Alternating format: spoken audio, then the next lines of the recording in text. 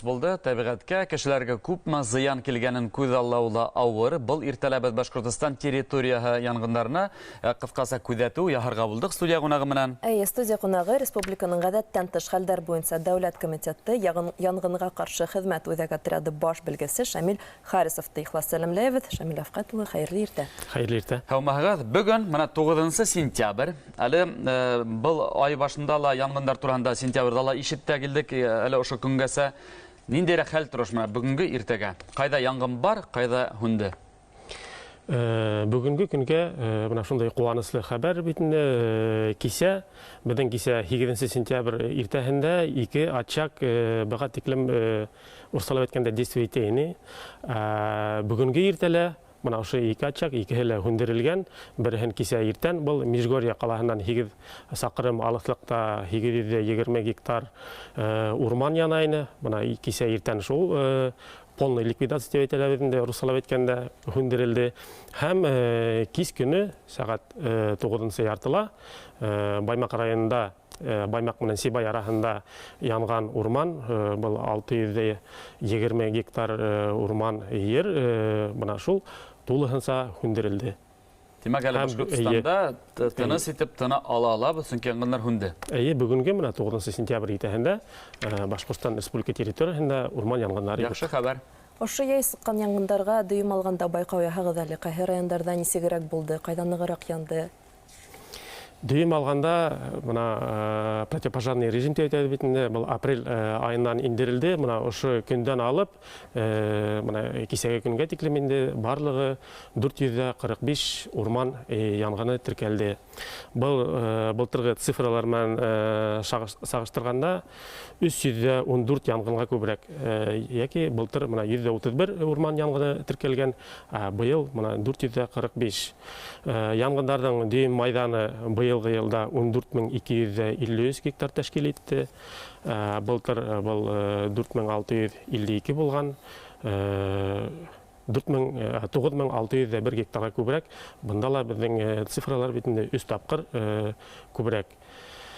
Иң күп янгыннар безнең Белорет районында, Хайбулла районында, Баймак, Әбиялил, Бөрьян, Зияншура районнарында теркәлде. Бик ел булды. Сынапта быелгы табигать һәм быелгы кешеләр дә авылларга ла килде бит урмандар. Шулай да янгындардың төп сәбәпсе дип тиешле органдар ниндирәк фаразда алга сыгара?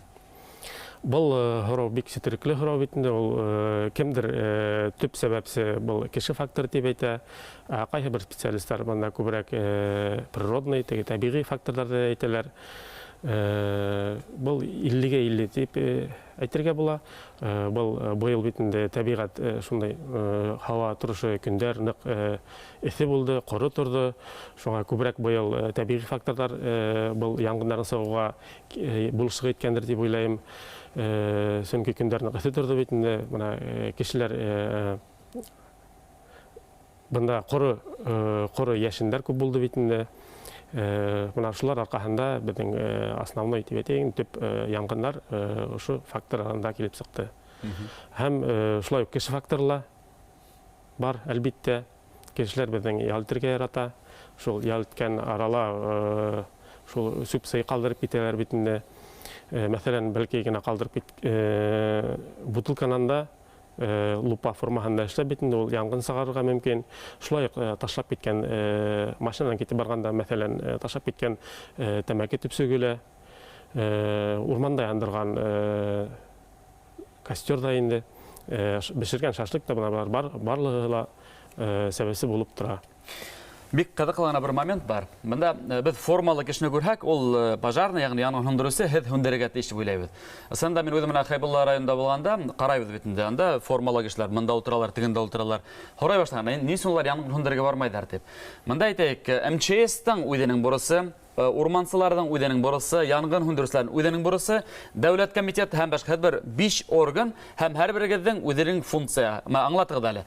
Теге без бит ябай халык, ни өчен күмәкләп тормайыгыз да янгынды барып һөндермәйгез, күптән һөндергән буларны дигән фикер туа. Мен шәхсән минем быелгы шулай булды. Хәзер мин адактан законнарны өйрәнә башлагас, аңлай башланым. Кемдер инергә тиеш урманга, кемдер инмәскә тиеш. Мен шулардан аңлатагыз. Ең бірінші асылық ендіріп кетейік. Яңғын хүндірушілер бұна нендей түркімдерге бөліне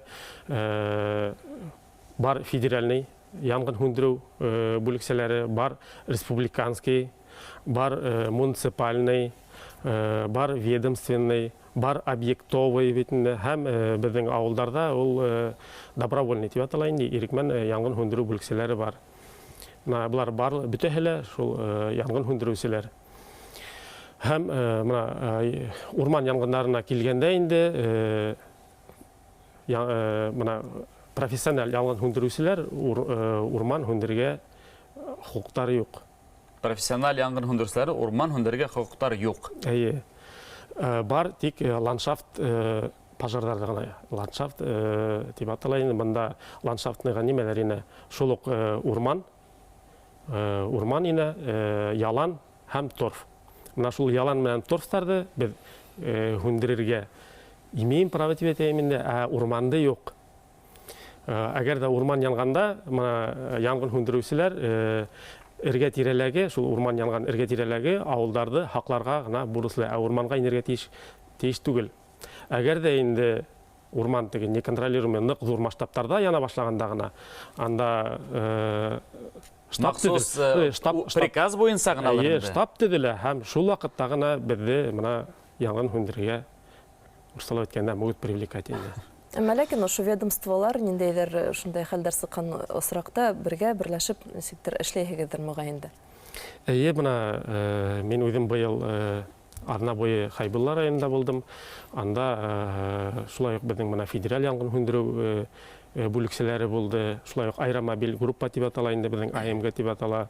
Шулай ук біздің служба Госкомитет РБПЧС, біздің служба, шулай ук урындағы администрация, лесниктар, ирекмәндәр, шулар барыһы бергәләшеп Хайбулла райондағы яңғынды хүндіруде қатнаштылар. Һәм хаттан да хүндіру өргенде, білеке бір қоянды ла құтқарғанық деген хабар бар. Бұнда минерализованный полоса деп аталып, хәзер Наил білге хәзеріндем екенін минерализованный полоса эшләгәс, қаршы пал деп аталайында бұл янған урманға қаршы ут яңынан сығару. Шул палды эшләгәндән һуң шул пал буйлап, полоса буйлап дежурдар қойыла.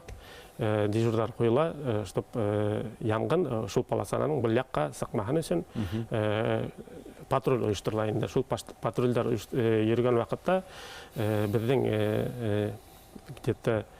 100 метр алыслықта яңғын сығып, ут ялқын сығып мекен, яңғын сықты енді.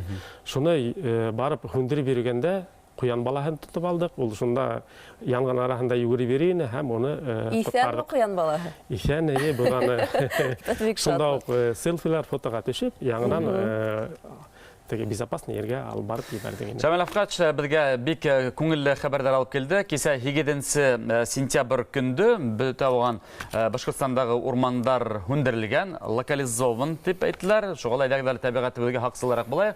Келе елға мұнда яңғандар біздің құтыбызды ұсырмағын. Республиканың ғадаттан тыш хәлдәр бойынша Дәүләт комитеты яңғынға қаршы хезмәт үзәк отряд баш белгесе Шамил Харисов болды. Бұл ертәлі біздің мәзур рәхмәт. Оңышлы күнізге.